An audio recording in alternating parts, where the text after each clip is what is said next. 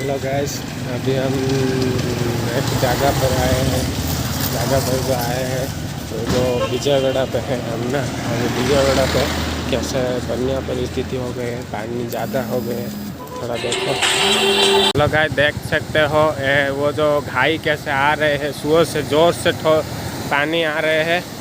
वो टूट गए हैं बीच। कितना ज़ोर से बड़ा नदी है ये नदी से हम पार करके जाएंगे। देखो कितना ज़ोर से पानी आ रही है। वो अभी हम जाएंगे ना, कैसे जाएंगे देखो थोड़ा।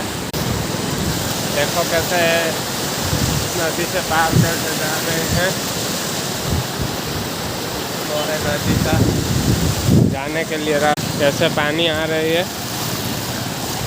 जाएंगे तो कैसे जाएंगे? ये विजयवाड़ा को कुछ ना कुछ चाहिए, हेल्प करो।